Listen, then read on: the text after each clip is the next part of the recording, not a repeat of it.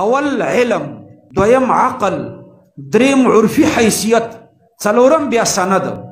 دا څلور خبرې په کلام کې وزن او طاقت پیدا کوي. اول علم دی. متکلم کې چې علم زیات وي نو په کلام کې وزن او طاقت زیات وي. د لوی شیخ الحدیث عادي خبره هغه د دې کمزوري طالب یا د مولا چې حدیث تلاوت کې څوک دومره په اعتماد نه کوي. مثلا زه تاسو ته یو حدیث وایم او ادریس شیخ صاحب یا حسن جان شیخ صاحب په بیانونو کې ته اسی یو لطیفه واورې نو ستا تسلی په هغه لطیفه ډیر کېږي. وجه دا ده چې هلته متکلم کې قوت زیات دی، علم زیات دی. نو چې څومره علم زیاتی دومره په کلام کې وزن او طاقت زیاتی. د ښځو علم کمی کنه، د ماشومانو علم کمی، نو خبرو ته خلک خوشحالیږي خو اعتماد پې څوک نه کوي، اسې ورته خاندي. کور کې ورته مشران خاندي د ماشومانو خبرو ته، خوشحاله یي ورته، خو خبرې ته څوک اعتبار نه ورکوي ځکه علم پکې کم دی. دویم یو خو علم دی او علم د الله لا محدود دی. د دې نورو کائناتو علم ولو که انبیا دي او ملائکې دي د دوی علمونه محدود دي او د الله علم لا محدود دی. نو چې علم د الله لا محدود دی نو د الله په کلام کې وزن او طاقت هم لا محدود دی. نو لا محدوده قوي معجزه ده د رسول الله صلی الله علیه وسلم. دویم عقل دی. عقل چې څومره قوي وي نو دومره په کلام کې وزن او طاقت زیاتی. د عقل په اعتبار خزو کې عقل کم دی. حدیث کې راځي ناقصات العقل والدین، د دوی عقل او دین کمزوري. بیا بیبیانو تپوس وکړو چې یا رسول الله زمون ما نقصان عقلنا و ما نقصان دیننا، دا د دین او د عقل نقصان زمون کوم دی؟ نبی علیہ السلام ورته وفرمایل چې نقصان د دین مو دا دی چې په میاشت کې 10 ورځې تاسو لمونځ نه کوئ، دا د بیماریو په ورځو کې، او روژه هم نه نیسئ.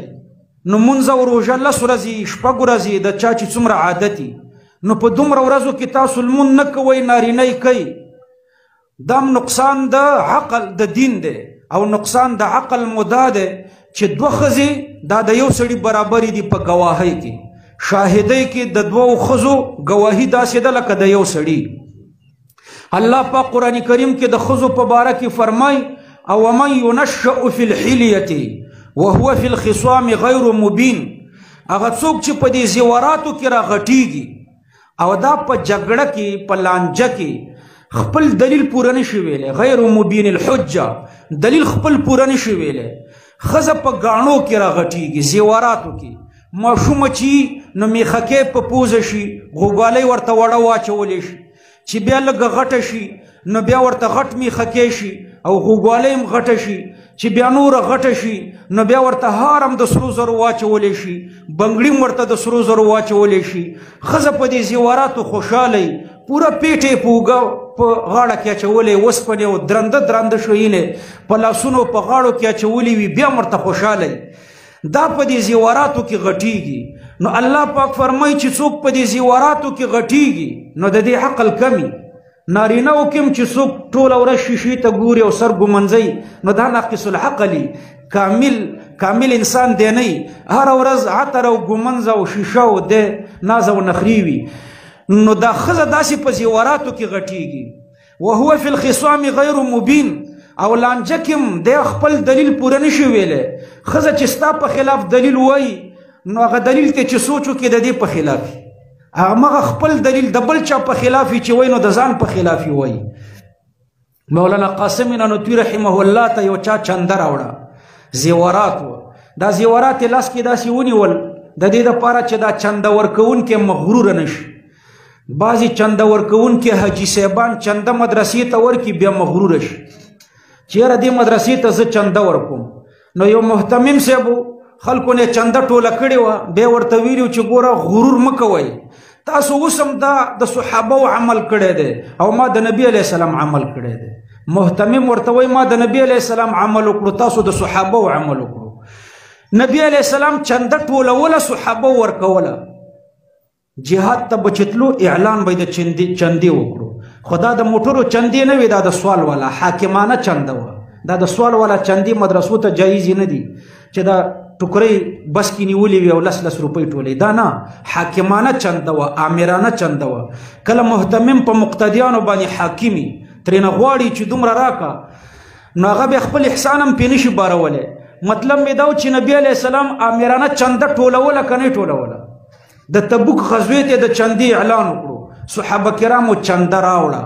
څوک چې چندې مدرسې ته راوړي دا د صحابو عمل کوي، او محتمم صاحب چې چندې راټولوي نو دا د نبي علیه السلام عمل کوي.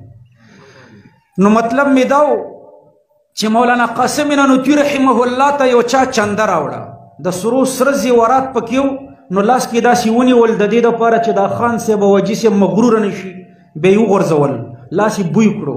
چې بوی کړو وی فرمایل دست زر آلود چقدر بدبو می کند، دل زر آلود چقدر بدبو خواهد بود. دغه لاس چې په زیوراتو ولړلی شو دا څومره بوی کوي. زیورات چې په لاس ولګېږي بیا ډوډۍ نه شي خوړی، په صابون به یې وینځي. که دا زیورات دومره ښه شی وی لاس به دې ترېنه نه وینځلو. زیورات چې لاس کې واړی راواړی بیا به ډوډۍ چې خوري نو لاس به په صابون وینځي، کنی بوی کوي. وای دست زر آلود چقدر بدبو می کند، دا لاس چې په زیوراتو ولړلی شو دا څومره بدبویي کوي.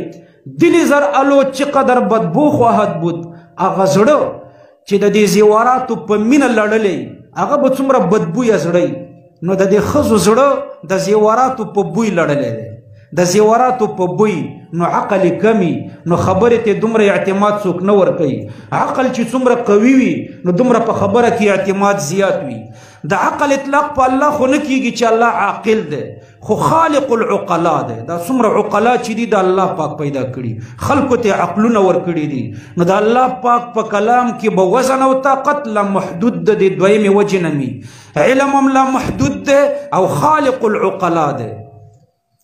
دریم عرفي حیثیت، چې څومره عرفي حیثیت وي نو دومره په خبره کې وزن او طاقت وي. عرفي حیثیت چې څومره ډېري، مثلا دلته عمران خان دی، همدا یوه جمله د زیم درته ووایم عمران خان هم درته ووایي. د عمران خان خبره به ټولو ټیوو کې هم چلیږي، اخبارونو کې به هم راغلي وي، او زموږ خبرې ته به څوک اعتماد هم نه ورکوي، څوک به یې اوري هم نه. هلته عرفي حیثیت ته اعتبار دی. افغانستان کې اشرف غني دی که نه، څه اپلتې ولي، خو بیا هم ورته خلک چکچکي کوي. کله وایي 15مه پیړۍ ده، کله وایي حسین علیه السلام د الله نوسی دی معاذ الله، کله د رحمان بابا اشعارو ته حدیث وایي، لاندې ورته خلک ناست دي چکچکي او خوشحالي ورته کوي. هلته عرفي حیثیت دی، کنې داسې خبرې لیونیان هم نه کوي لکه دی چې کوي. دلته عمران خان دی ختم نبوت نشي ویلی، هغه ختم نبوت یو 2 منټو کې چې هغه ووایم خلک ورته چکچکي کوي. عرض مې دا و چې یو عرفي حیثیت چې د چا څومره ډېري دومره په خبره کې وزن او طاقت ډېري. دا د دنیا د خلکو عرفي حیثیتونه الله ته نشي رسېدی، دا ټول الله پیدا کړي دي.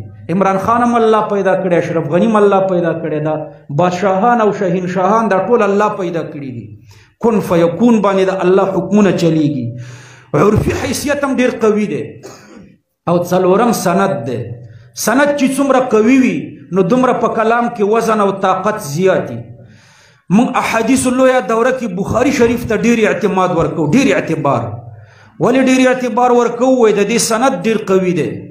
کله کله مونږ تحقیق کوو مسلم شریف دته فضیلت ثابت دی که بخاري شریف ته، نو وایي په اعتبار د صحت د سند بخاري شریف ته فضیلت ثابت دی، او په اعتبار د ترتیب سره صحیح مسلم ته فضیلت دی. د دې حدیث ډېر ښه مرتب دي، حسن الوضع او حسن الترتیب دی. خو د بخاري شریف ته موږ اصح الکتب بعد کتاب الله وایو، د قرآن پسې 2م نمبر کتاب ورته وایو. کمال پکې څه دی؟ کمال پکې سند دی. سند د ټولو نه قوي دی. له دې وجې نه د قرآن کریم پسې 2م نمبر کتاب صحیح البخاري ده. خو دا ګوره په اعتبار د سند، په اعتبار د احکامو د ټولو نه صحیح کتاب ګوره هدایه ده. 2 کتابونه صح الکتب بعد کتاب الله دي، بخاري او هدایه. بخاري په اعتبار د سند او هدایه په اعتبار د احکام. دې کې دا مسائل چې دي دا ډېر صحیح مسائل دي د اول نه تر اخره پورې. عرض مې دا و چې ګوره بخاري شریف اصح الکتب بعد کتاب الله دی. د څه د وجې نه؟ د سند د وجې نه. سند ډېر قوي دی. د قرآن کریم 2 سند دي. یو باطینی سند یو ظاهری سند. ظاهری سند چې تر دې ماشومانو پورې راورسېدلو دوی زده کړو نو دا تواتر دی. تواتر الاسناد، تواتر الطبقه، تواتر معنوي. تواتر په څو قسمه ده. نو قرآن کریم دې ماشومانو ته په تواتر راورسېدو. تواتر الطبقه دې ته وایي چې غیر متناهي خلق هغه د غیر متناهي خلقو نه رانقل کی. نو د صحابو نه تابعینو، د تابعینو نه تبع تابعینو الی یومنا هذا دومره خلق یو بل ته نقلی چې د شمار لاندې نه دي. نو دا تواتر الطبقه. نو ظاهری سند خو دا دی. او باطینی سند، باطینی چې ما تا ته نه ښکاري هغه دا دی چې د قرآن په سند کې درې ذات دي. الله پاک دے، جبریل علیہ السلام دے، او محمد صلی اللہ علیہ وسلم دے. دا دا قرآن باطینی سند دے. محمد علیہ السلام دا جبریل علیہ السلام نے روایت کڑے دے، او جبریل علیہ السلام دا اللہ پاک نے روایت کڑے دے.